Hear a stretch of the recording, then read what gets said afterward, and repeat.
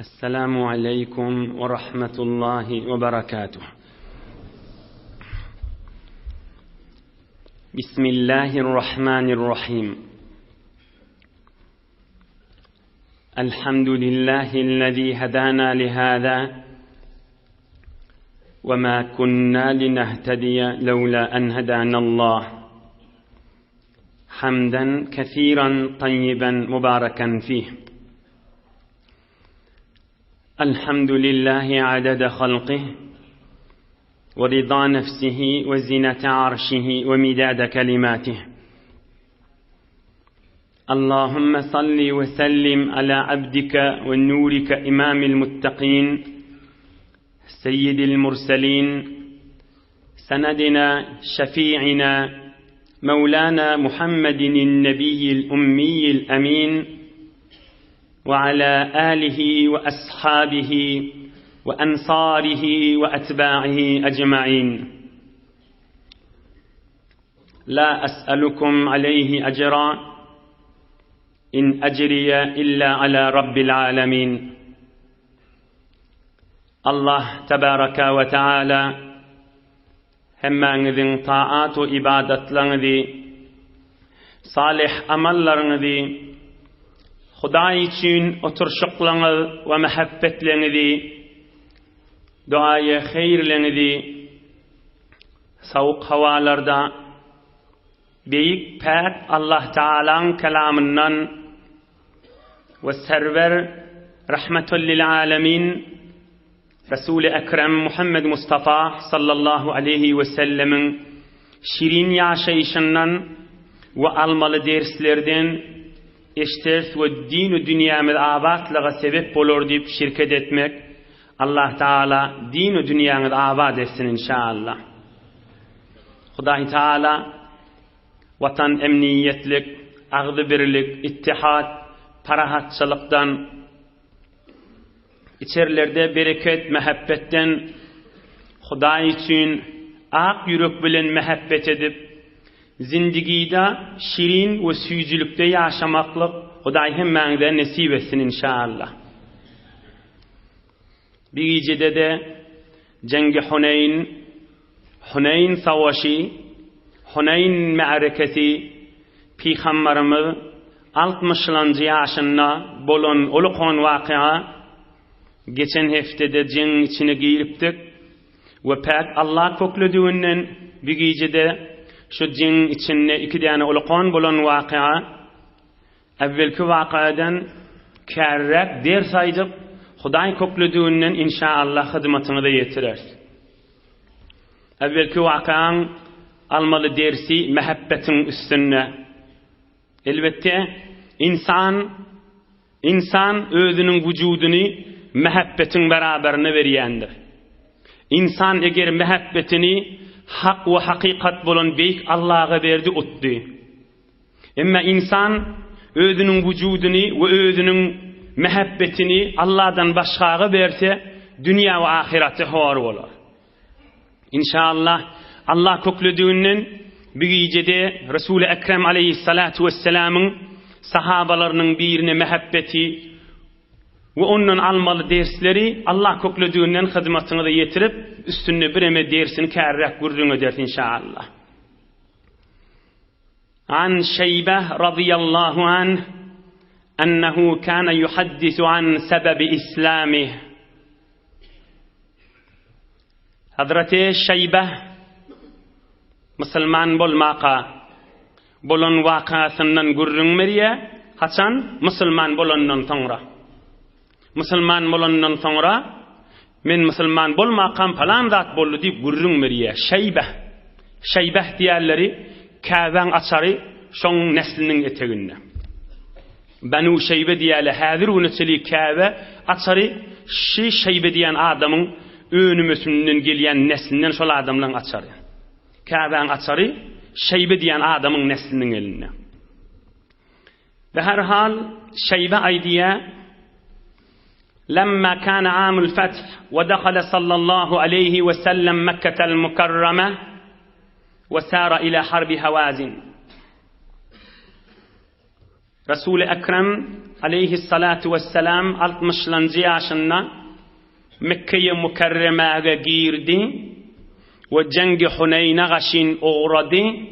Şeybe aydiye men neşamuğu kafirdim, Müslüman dedim, yönü Mekkeli adamların içinnedim, yani Peygamberimizin koşunun içinnedim. Aham şol Peygamberimizin koşunun içine girip men ne Cengi Huneyn'e gaşin gittim. Näme için? Kafir ki näme dikidipdir? Fa'asa in ihtalatu an usiba min Muhammed sallallahu aleyhi ve sellem gurratan fa'qtulahu. Men Müslümanlığın koşunun içinne dipdir. Emme öyle kafir. Müslümanlığın içinne bulip, çemarap, bir vakt, bir fırsat tapacak, öyle köklep, Peygamberin izinden marıp, şu Muhammed'i öldürürün diyecek. Öz koşunun içinde olup birini öldürmek ansat bol ya da yanına var amali koşunun biri yanak bolup, leşkerinin biri yanak bolup. Bir qalmaqalçılık bolsa, qatışmak bolsa, menne oğrinçadan Muhammed'in kellesini kesip göverirni deyip, şiniyet bilen menne girdim Müslümanlığın koşunun içine. Fa akuna ana allazi al-yawm udriku sa'ri min Muhammed sallallahu aleyhi ve sellem. Bir içim savdayınıp, ödüm bir kulli Mekke'nin tarafından içim savuttuğum olar şu Muhammed'den deyip aleyhissalatu vesselam, hulasa şu niyet bilen men neş Peygamberimizin koşununa girdim diye. Göreyli, adam her zat özü niyet edinini bulacak mı kam? Öz yanından özü oturup fikir edip, öz yanından özü bername rizi edip, Hudayın dininin önüne geçip biler mi kam? Adamı şahette kudreti var mı kam? Öz yanından öz ya bakilçilik bilen, ya görüpçilik bilen, ya içi karalık bilen, hasadet bilen, bir bernameler öz yanından oturup, ya yoldaşları bilen oturuşup, ya öz yanından verinliğine dayanıp da bername rizi edakana, Hudayın dininin önüne geçip biler mi kam?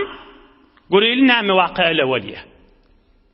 İnni Peygamberimizin izinden marıp, öldürüp göverecek kamana, İslam'ın önüne geçecek şeydim.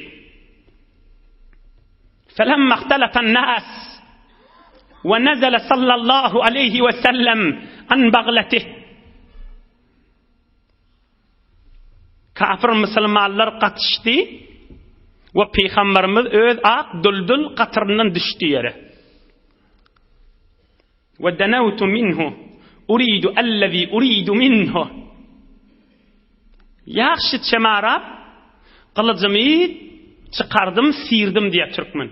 Kılıcımı sıyırdım, kaldırdım, inni vuracak bolup, yaxşı Peygamberin arkasına bardım. Ve rafa'tu seyfe, kılıcımı kaldırdım. Hatta kittu uqi'u bihil fi'l, rufi'a ileyye şuvadun min nar. Ay ini vurdum deyip kılıcı kaldırdım. Peygamberimiz bilen men aramdan bir ot turdi. Huday tarafliyin bir karamet, mucize olupdur. Bir ot turdi. Kel barqi ka'da yuhlikuni tasmeni aliyadi, ilim yüzümü tutup iyidime kaçtım odun kızgından, yalından, ağır kızgından. Xawfan aleyh, ülerin kandip kaçtım iyide kaçayım deyip. Mahdumul işan näme diye?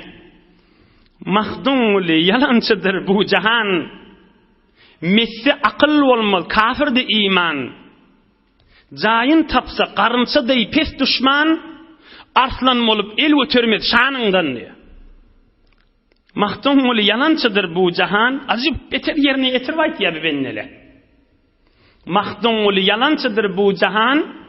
Messi akıl olmaz, kafirde iman. Messi adamın aklı olmaz, kafir adamın imanı olmaz. Hop, cayın tapsa, karınça dey pes düşman, hevri eciz düşman ha. Karınça yancık, emme forsat tapsa, bir vaktin idinne gezip pes düşman eciz ha. Korkak, zat elinden gelecekke, emme forsat tapasa, sen yüzünü gülü ötü ha. Falancan deyip, emme forsat tapsa, arslan olup, el ötürmez şanından, sen maşın şiir olup, kellende taya koyunca adamla var deyiptir. Bila adam Peygamberimizin yanına, hevri, selam aleyküm olup ötü ha. Emme Peygamberimizin izinden seni öldürürün gelip be. Fırsatda da öldürecek bolli, emme Allah'ın aydanı olmalı, adamın aydanı olmalı ahi. Emme Allah Ta'ala aydan olmalı.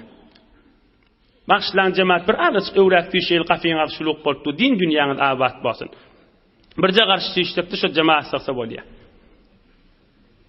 Allah Teala izzetini arttırsın, din dünýäňiz abad etsin. Bereketdir inşallah.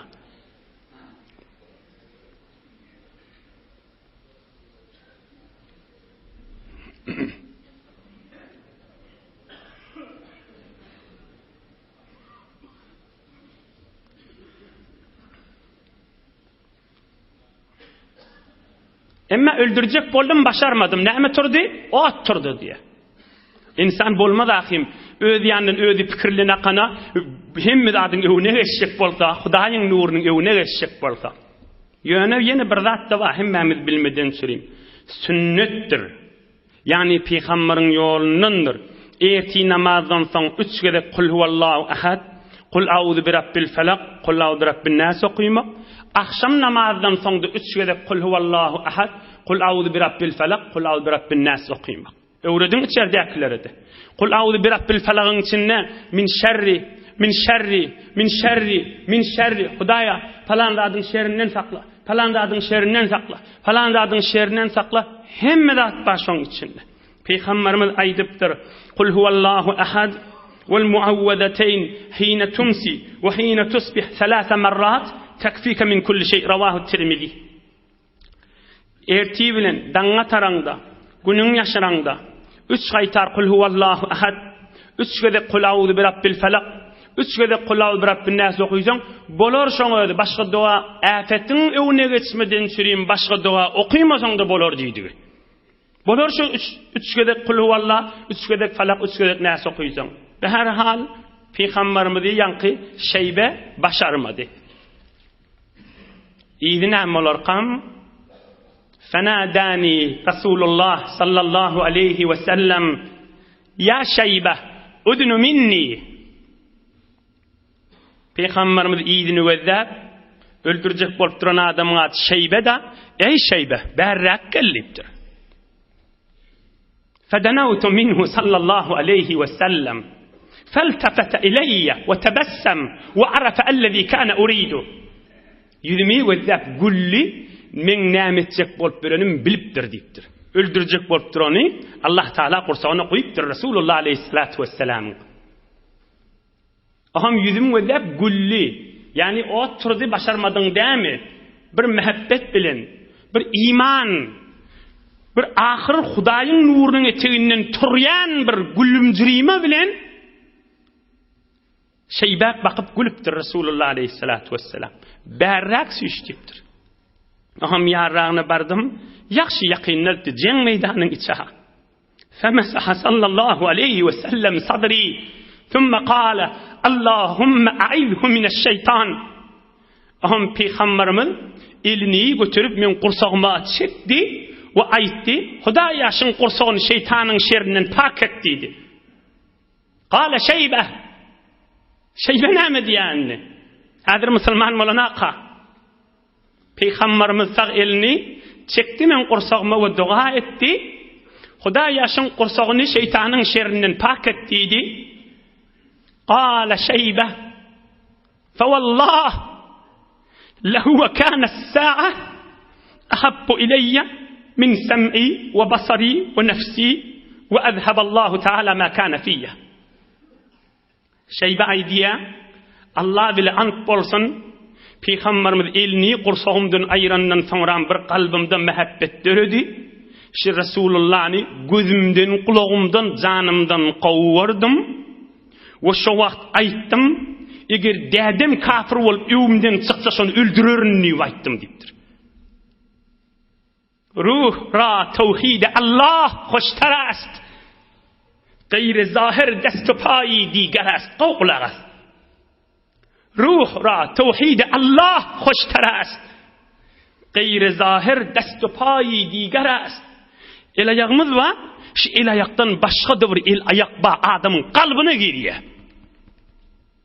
İnsanın kalbinin içine giriyen bir zat var. Hazreti Mevlana bitir avadan aytıptır. Ruh ra adamın canına el ayak göz kulağına iyi bitişi gerek. Emma adamın ruhuna bir ayrılan ruh şart bolsun nämeýärmi? Şol ruha Allah'ın muhabbeti gerekdi. Ruhra tevhid Allah hoştarast. Gayri zahir destu payi digar ast. Şu görünüp duran el ayaktan başga da bir el ayak ba adamın kalbinin içine giriyor. Onu inşallah işte gurrun edimeli bolýar. Näjire muhabbetin gurrunun içinden geçecek. Summa qala sallallahu aleyhi ve sellem iýdini ber. Şeyban qursagyny Rasulullah el çekipdir. Yüreğim pak bolly aslan Rasulullah'ın janymdan gowurdum diye. Summa qala sallallahu aleyhi ve sellem udnu faqatil. Ey Şeybe, öwüç men öwümde durda kafirler bilen jeň et diýipdir. Ey häzir Şeybe musulman bolanaqa. İman kelimesini aydan aqadir. Şeybe öwüç jeň et diýipdir kafirler bilen. Fataqaddamtu amamahu adribu bisayfi. Janym merernip öwüne geçip kafirleri vurmana durdum kılıcım menen. Allahu a'lam anni uhibbu an aqiyahu bi nafsi kull şey. Allah bilýändir. Şu janym merip şu Rasulullah zat bolmasa da diýänipdir. Häzir musulman bolana qaýan aýdy. Qalby bir giýrat giýirdi ha. Hudaýyň dostundan Rasulullahdan min qalbyna bir zat giýiripdir. Bir muhabbet, bir aşk giýiripdir. Puç muhabbet bilen günni güýmeýän insan eşteýliň bunu körüňe. ولو كان أبي حيا ولقيته تلك الساعة لأوقعت به السيف. Dädim da kafir bolup öwümden çykaty öldürjegime şek ýok diýipdir. Rasulullah degamasyn diýip. Faj'altu alzamuhu fi man lazima. Hazrat Ali ýanyna, Hazrat Osman öwünne jeňedipdi, men şolong biri bolup jeňedip ogradym diýipdir. Ey mümin musulman dogalla. Ey jawan dost.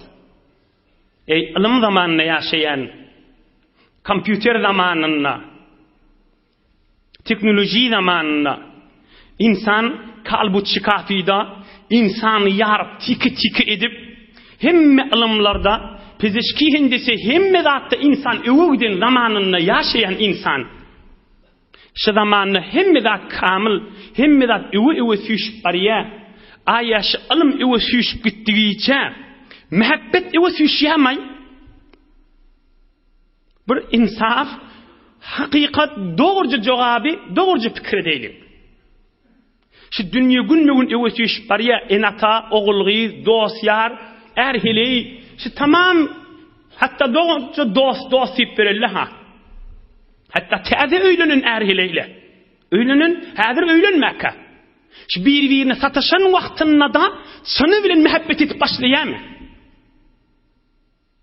Şu insanın kalbine girmek, muhabbetini çekmek, şon yüzünü bir canı bilen Huda için gülüp de hiç şon kalbinden muhabbet çıkmaz ýaly dip bir iğne bir ampuli vurup bilýärmeýär zaman başarmaya.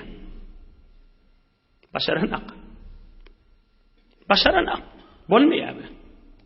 Onu Hudaý Taala Kur'an-ı Kerimde aýdýa, onu men aýsam beter uzağa gitjek. لو أنفقت ما في الأرض جميعا ما ألفت بين قلوبهم ولكن الله ألف بينهم. Kur'an'da delil mi? Şuna şu zaman günmegin ýa garp barýa. Onun için gowy açyklaýyn. Öýlenjek bolýarlaryň üstünde hey ora gowy düşünýänsiňiz. Nämeden çyryň bir oglan bir kız sataşýar biri-birine Oğuryanip, yüzlerce şoňa gurrunlary aýdýa, ya guşysine iýberýär. Emme hemmesinde yalandan aýdypty, yalandan aýtýarlygyny özü bilipti. Yalandan aýdypty. Hiç yalanlarına da şek etip bermeler. Nämeden çyym? O görüpdiňde 2 ýyl soňra bir-birine düşman bolupdylar. 3-4 ýyl soňra geçen hefte bir ýaşaç bir danışçy oglan titrep oglanjyk ýana goýup ağlatdy. 4 ýyl men gowwaşanym hiç boldy diýip, ol halal haram nikaba ýokmuşdyk on gurrungy däl ha bu mahal. Näme diýip haçana çyry insan utturup gezmeli. 4 ýylyň içinde adam hafizy kulli Kur'an-ı Kerim bolup bilýär. Inne ýaňak doýdan titrep ağlaýdy. Bir merd adam bolup, merd kişi bolup ağlap durmaly. Kaş şu göz yaş, Allah Taala'nın ışkınna da bir jewun aqam bolsa, Resulullah'ın ışkından süýüp bir jewun aqam bolsa, bir apuç ağlapdy. Peygamberimiz näme diýär? Resulullah'dan näme diýär? Ilm zamanynda peygamber bolup iýberilen Resulullah näme diýär? Her jere iktişafat ilm öwü gitsedi, emma Resulullah'ın getiren dini, Allah'ın iýberen dini jogap berilýän peygamber näme diýär? Yakunu fi ahiriz zamani aqwamun ihwanul alaniyah a'da'us sarirah. Ey peygamberin aydan kepşi İmam Ahmed rivayet etdiýär, Tabarani rivayet etdiýär. Näme diýipdir peygamberimiz? İşte bir zaman bolar diýipdir. Ki elbette şu zaman adamlar bolar diýipdir. Daşyndan gowurşýandyr. Eradetim ma diýip durandyr diýipdir. Gülüp durandyr, eňilip durandyr, ýüreginden mutanafferdir şondan diýipdir. Ýüreginden halana akşan diýipdir. Daşyndan gowy kepler aýdýar diýipdir. Asyl ýüreginden halamaz diýipdir. Hatta Hazreti Ömer'in zamanında Hazreti Muaz Hazreti Ömer'e namı yazdır. Şu hadisi yazıp qowlasın. Peygamberin aydan kefi başı direk diýende Hazreti Ömer näme diýipdir? Dogrudur Resulullah'ın aydan kefi. Emma peygamberimizin aydan kefi öwde geljek, häzir bir zamanda ýok diýipdir. Mana baha bu hürrimlerde. Häzir öwde geljekdir ol diýipdir. Häzir o bolanak diýipdir. O nämenen bolar? Fakile ya Resulallah fe keyfe yakunu zalik. Olan aralarında yok bulunsan anlalıptır da ya Resulullah näzire bolsun diýipdir. Daşyndan mehabbetleşipdi, gülüşipdi. Ya hemkarına, ya öz tanışına, ya erhili, ya her kim bolsun.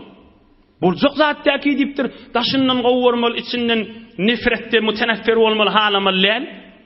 Peygamberimiz näme diýipdir? قال صلى الله عليه وسلم ذلك برغبة بعضهم إلى بعض ورهبة بعضهم من بعض. Öz toyunun, öz zindigisini ödünün ha, erheleyin arasında. Fakat şahs ödü. Ödüm gülsem bolýa, ödüm boydaşlamın dostlarının arasında öwe çıksam bolýa dip, ödünün peýdasyndan çürüyim, we ödüm dererçi kamaýyn dip, şondan çürüyim bolýa da dipdir. Zol ödümde. Güljek fat ödüm güleyin. Şi er bolup da şunu bir gün güldürýänip, eger ýadynda ýokda. Şibinni de bir gülsün, şide bir hoş bolsun, o şunu hoş etsem Allah menden razi bolur diýip, aslan barnamasynda ýok. Resulullah'ın aydan kefi ahir zamanyň afetida. Ya kaýerlerde erde şeýle. Ödüm gülsem bolýar diýär o helemi iş ýok amana. Emma ýanky deslapy kan bolýar. Allaýar. Nämeden çyry mehabbet bolup bilmeýär? Onda mehabbetini nädire tapmaly? Şu yankı mehabbetle yalan da mehabbet de on adı. Mehabbeti men Hudaý için aytıp bereyim. Mehabbet de yani Hudaýyň dostlarından tapıp bolýar. Yani näme? Yani yankı Resulullah'ny özde yanına gelen şeyben yüzüne bir gülýär. Hudaý için mehabbet etýär. Resulullah'a belki Allah'a aşık bolýar. Haçan ta ölünçe we kabirde yatanna we kıyamatda da şoň galbyndan aýrylmaýa mehabbet diýip maňa diýerler. Näinki bir ay soňram, bir hepde soňram, bir gün soňram, bir ýyl soňram aýrylyp düşman bolsun, oňa mehabbet diýilmeýär ki. Nämes mehabbet şoň? Eşqai kaspi rengi bobat, eşq nabubat, aqibat nengi bobat diýip hemmek okuýa, manasy bilen işi ýok. Eşq an zinde guzin ku baqiyas kes şarabe can fezayet saqiyas. Hazreti Mevlana diýär, Allah'ın ışkyna gir, janyňa jan goşdun teň diýär. Her hal. Ve Resulullah'ın iýdine düşýän ulamalarda, ewliýalarda, pirlerde, Hudaýyň dostlarında her kim şola bilen oturşda, mehabbetleşde, oham şolary öz galbyndaky ışykdan mehabbetlerden geçirýärli de, oturşallary.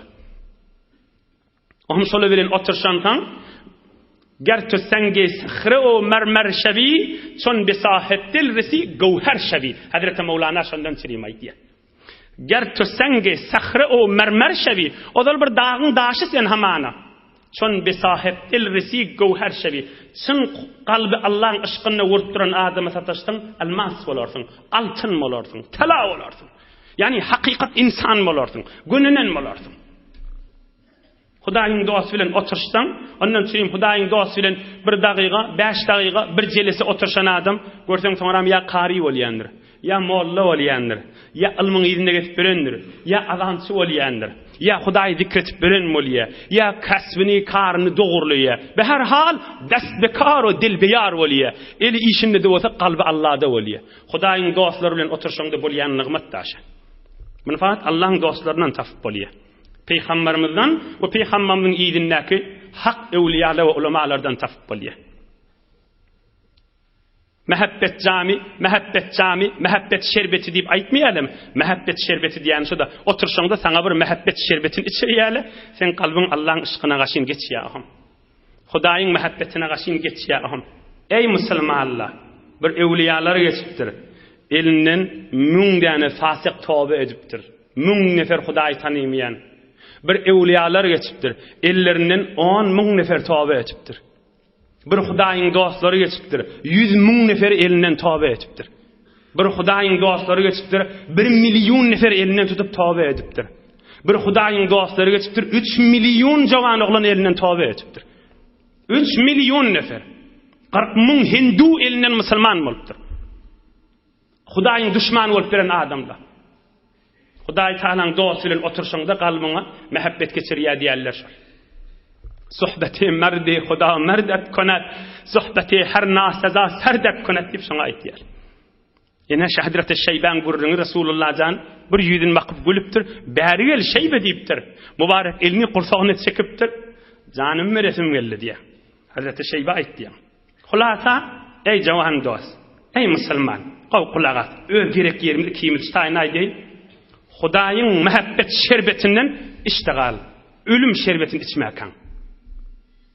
Hudaýyň dostlarynyň paýlayan şerbetinden iştigal, ölüm şerbetini içmäkäň.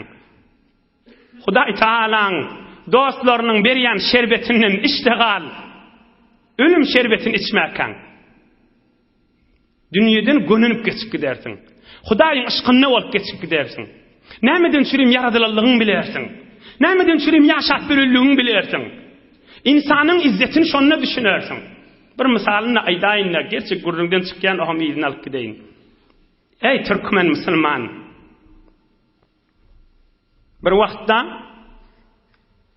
bir ewliya geçipdir, qysga çykan. Birje dagygalyk. Hazreti Ma'ruf Karhi diýerler. Beter olaqan ewliya adammışdy. Hudaýyň ışkyna gözünden ýaş akyp beren, ýüreginden kan akyp beren bir Allah'ın dostumuşdy. Ama aýrylypdyr, dünýeden geçipdir. Näme diýip şu gurrunly Fatiha aýaw galmaly. Türkmen Hudaýyň ışkyna merde akyň. Türkmeniň içinde de işan ewliya kan geçipdir akyň. Türkmen siziň atalaňyzda, siziň ejeleňiz, siziň baba mamalaňyzyň içinde. Beter kan geçipdir Türkmeniň içinde ewliyalar. Türkmeniň zatan garizeten tibiyetinin teýýarlygy we Hudaýyň ışkyna gaşyn geçmege. O Hudaýyň beren nemeti. Be her hal Hazreti Ma'ruf Karhi olaqan ewliya adammış dünýeden geçipdir.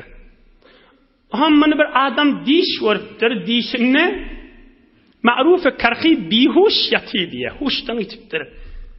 Aham 7 gat asmanyň üstünde arşyň etegine oklanypdyr. Aham dişde gören adam aýdypdyr, ey Rabbim Allah, Ma'ruf Karhi näme bihuş ýaty arşyň etegine diýipdir. Onu Allah Taala tarapdan ses gelipdir. Bir Ma'ruf men bendem Ma'ruf Karhi diýen adam, men bendem dünýede qat jany baqa Allah Taala aşykdy. Aham şu aşyklygyna bir gün bihuş bolup ýatdy. Bihuş bolupdyr, kollan gaş etipdir, bihuş bolupdyr. Aham özünden gidipdir. Aham şu özünden gidip duqada jany çykdy. Öldü diýipdir.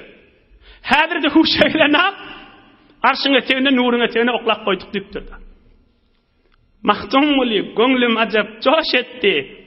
Ereller sohbatga bir gün duş etdi. Bir käte mey berip göňlüm hoş etdi. Her wagt käsäň doly şarap tapmasdan. Her wagt käsäň doly şarap tapmasdan. Hudaýyň dostlary şerbet paýlayan wagtyny kök gelten, Hudaýyň dostlarynyň şerbetinden iştigal, ýagny oturşyklaryna şerket etdigal, hemişe mezlis tapyp bilmersiň ha. Mezlis tapdyň, kana iç gönenerdin. Geleyli Resulullah'ın gurrunun iyidine. Şeybe Resulullah'ın bir gülür yüzü mübarek eli bilen näme boldy? Resulullah'ın evine geçip kılıcını bulap duran bir mert boldy. Qala Şeybe fa wallah inni lawaqifun ma'a Rasulillah. فقلت يا رسول الله إني لأرى خيلا بلقا. Oham Şeybe evinen bariyada peygamberimizin. Oham aydypdyr, ya Resulallah diýipdir. Men evde gen atlar görýän diýipdir. Aly at görýän. Yani Hudaýyň iýberen ferişteleri we kafirler bilen uruşmaly. Şonu görýän diýipdir. Qur'an-ı Kerim'de näme diýär? Ve anzala junudan lam tarawha. Hudaý ferişteleri iýberdi, emmek musulmanly görmeýär onu. Musulmanly görmeýär. Musulmanly o ferişteler görmeýär. Faqat kafirlaryň gözüne görünýär, yüreklerine korku düşer ýaly. Hulasa Şeybe näme diýipdir? Ya Resulallah diýipdir. Öwde bir adamlary görýän, hey bir aly atlary bar diýipdir. Peygamberimiz näme diýipdir? Ya Şeybe innehu la yaraha illa kafir. Ey Şeybe, häzir sen musulman bolmaganlarsyň diýipdir. Olar faqat kafirler görýär diýipdir. Ey Şeybe innehu la yaraha illa kafir. Olar faqat kafirler görýär, olar ferişte diýipdir. فضرب صلى الله عليه وسلم بيده الشريف على صدره. بارك فيش eli bilen men qorsağıma vurdu diýipdir. Allahumma hdi Şeybe. Hudaýa Şeyben galbyna iman goý diýip. Allahumma hdi Şeybe. Hudaýa Şeyben galbyna iman goý diýip 3 şedek men galbyma vurdu diýipdir. Aham Şeybe iman kelimesini aýdyp musulman bolupdyr. Ey cemaat, bir aleme gıybdy bir gen gurrunlar zatlar baha insanyň ilmi yetmeýän, insanyň gudraty yetmeýän, insanyň sawady yetip bilmeýän bir ilmi gıybdy bir gen zatlar ba bolmaly ha. Aleme erwahda, aleme jinna, aleme feriştede bir gen zatlar, gen dal ulukhan zatlar ba bolmaly. Näder gen zat şirket etip o jenin içine musulmanlara görünmeli, kafirlere görünmeli. Ne kadar Hudaýyň bernamasynyň içinde ýalňyşlyk ýok. Hamana Şeybe Resulullah'ın yanına, Resulullah'ın evine jeň etip bir de musulmanlaryň guruhundan müşrik diýip maňa da görünmeliler la. Yok, häzir imany girmänsiň maňa görünipdirdi. Geçen hefte geçendir. Hudaýyň bernamasynda mahur muhurlyk ýokmuşdyk. Yoksa hesap kitaba galsa, adamın elinde bolsa, şo perdeni adam açıp pozýan bolsa, Şeybe kökezjekkä, Şeybe de musulman ahym diýjekde, peýgamberiň öwünde kafirler bilen jeň edýäti. Ýok, Şeybe görünipdir. Ondan sonra peýgamberimiz gursağına urupdyr. Ey Şeybe diýipdir. Ona faqat innehu la yaraha illa kafir. Olar kafirler görýär diýipdir. Ey Şeybe, häzir musulman bolmaganlarsyň diýipdir. Aham mübarek eli bilen Şeyben qorsağına 3 gerek bolupdyr. Allahumma hdi Şeybe. Hudaýa Şeybek iman nasip etdir. İdini göreyliň nämeler bolýar. An Sa'd ibn Ubadah radiyallahu an annahu kana yasihu yawma idin bil Khazraj ya lal Khazraj. Wa Usayd ibn Hudayr ya lal Aws. Fathabu wallahi min kulli nahiyah. Medineli sahabalar her kim öz yoldaşlaryny çağırıp ewe süýüşip barýan bolmaly. Jeň meydan, savaş meydan märekan gyzan wagtynda. Kaannahumun nahl ta'wi ila ya'subiha.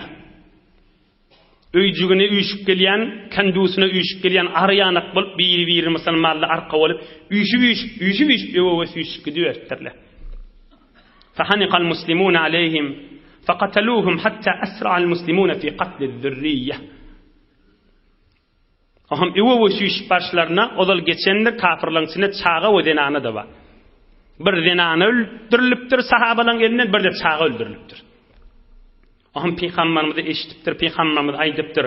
Ma balu aqwamin zahaba bihimul qatl hatta balaga az-zurriyyah. Ala la tuqtalu az-zurriyyah. Ala la tuqtalu az-zurriyyah. Ala la tuqtalu az-zurriyyah. Ey sahabalarım, hemmesini eşittirin. Çağa öldürülmeliler, zenanı öldürülmeliler, qarra adam öldürülmeliler, jeň meydançyndaky adamlar öldürülmeli faqat diýipdir. 3 gerek gyýyrypdyr. Basym eşittirin diýipdir. Çağa öldürülmeliler, zenanı öldürülmeliler, qarra adam öldürülmeliler diýipdir. Aham ewe süýşüp barya qala Hazreti Usayd aýdypdyr. İnnema hum awladul müşrikin ya Resulallah. Sen aýtýan çağılyň kafirliň ewlady diýipdir. Näme işgaly başlar öldüreňde diýipdir. Bularky kafirliň çağalar diýipdir. Peýgamberimiz aýdypdyr. Awallaysa khiyarukum awladul müşrikin. Sizin içinizde olaqan sahaba ýokmu diýipdir. Dädeler kafir bolsun diýipdir. Sizin içinizde de kan sahaba var dädeler kafir diýipdir. Yani näme diýipdir? Awallaysa khiyarukum awladul müşrikin. O sizin içinizde de kan diýipdir. Dädeler kafir diýipdir. Çağalara degmäň diýipdir. Yani ayanda da ola musulman boljak inşallah diýdigide.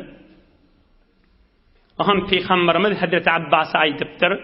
Qisqarak, salafımrak geçeyin. Ya Abbas, nawilni kattan min turab. Yerden maňa bir qysym qum ber diýipdir. Bir qysym qum. Fanawalahu sallallahu aleyhi ve sellem. Thumma istaqbala biha wujuhahum. Hazreti Abbas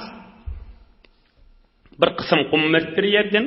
Aham Peygamberimiz da qatyry dulduluň üstünde öwrek jeň meýdanyň ýaşy ortasyna hemme kafirliň öwüne düşýän ýerde qysym qumy Allah'ın adını tutup hemmesini sefelektir kafirlere karşı sefiptir.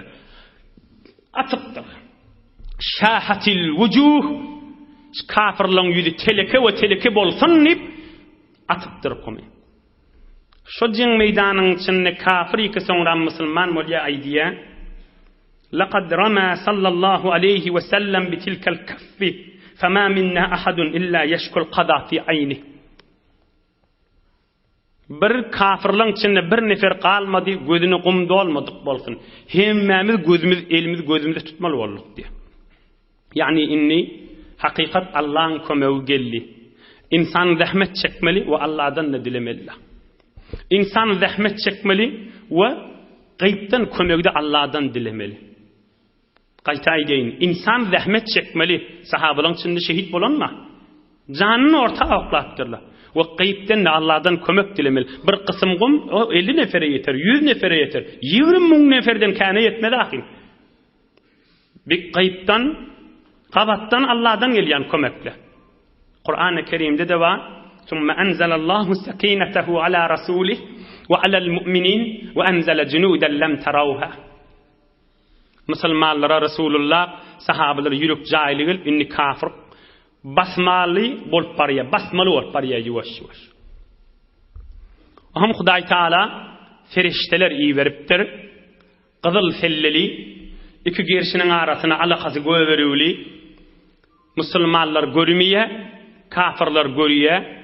Görellerini innamlarynyň ysgyny gaçyp, urşmana we ola bilen kılıçlaşmana canlary iýinler edebede bolýanmış. Ve minel junud ar-ru'b. Ve Hudaý Taala ferişteleri iyi beripdir. Kafirlaryň içine girip gorku oklamaly galbyna. Gowkulagasyn kafirler näme diýär soňra musulman bolýar.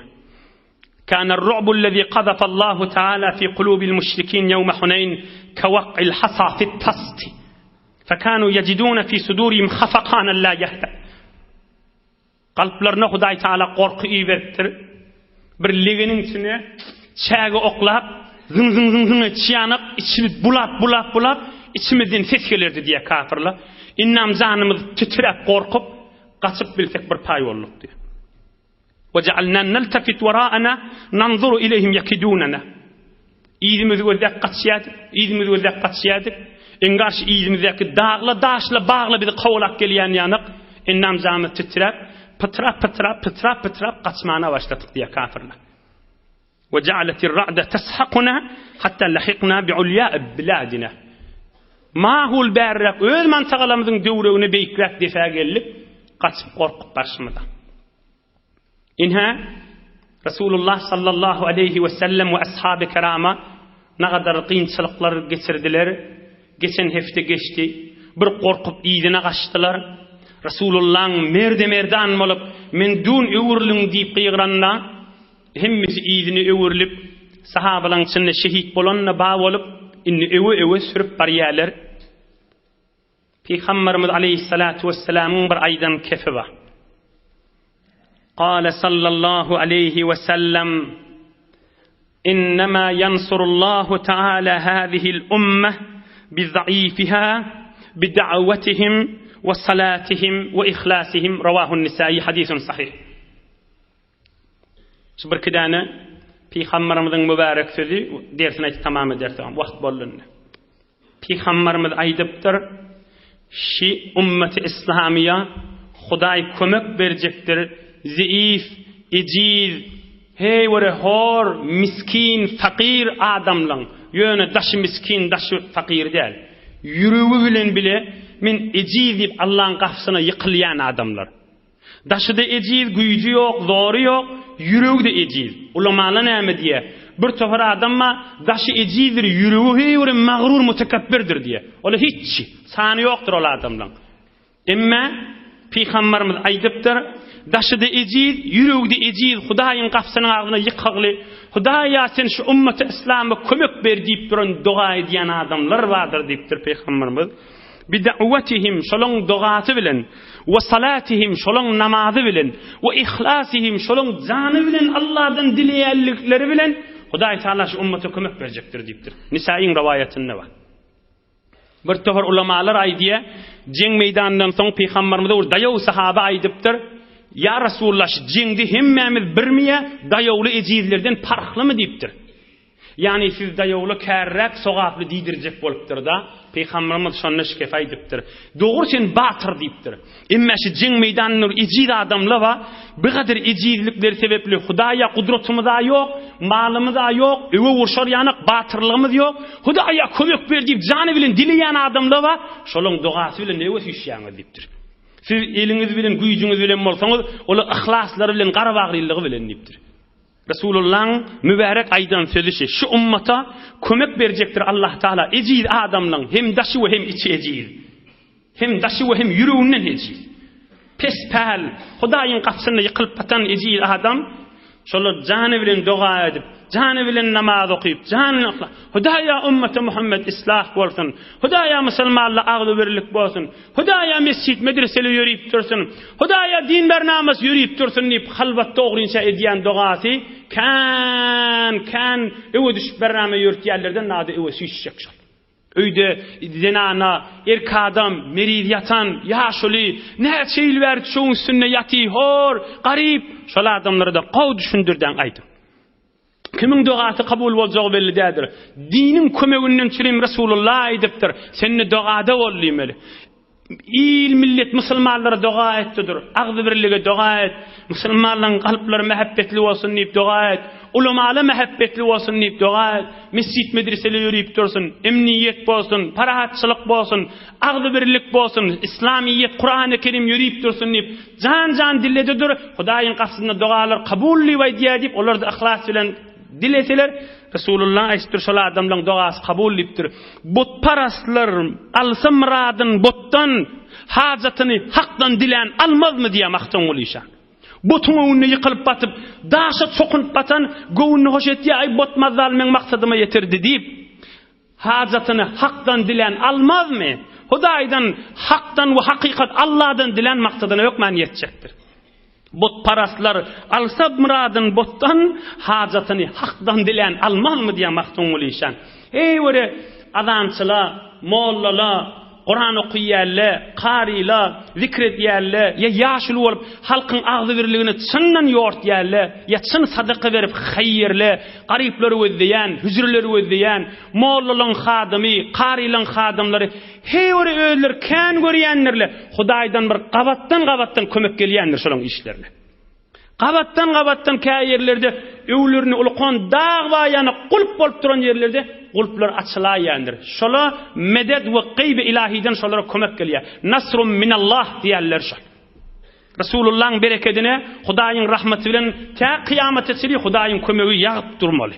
Şu jengde ýagypdyr diými? Şu kıyamata çyly bolup tuda. Her kim bir din ýoluny bir gadam atsa, heýwere görýänsiňiz, hemmeňiz de görýänsiňiz. Gen ýerden Hudaý Taala ýol açaýandyr. Allah Taala kalplaňyzy, ýaşaýyşlaňyzy, zindigiýlaňyzy nuri imandan dolu etsin inşallah. Hudaý izzetini da artdyrsın. Hudaý zindigiýlaňyza bereket bersin. Allah Taala cennetde de şijre oturma nesip etsin inşallah. Barekallah. Dostlarınızın da elinden tutun. Dostlarınızı da düşündürün. Şirket etmek, Hudaýyň razy boljak ferişte şirket edýän mezlesine sokulşyp girmek ulkan saadettir. Hususan şu zamanda. Allah Taala hiç haýsyňyz içerleňiz bilen bile rahmet nazarından ayırmasın inşallah.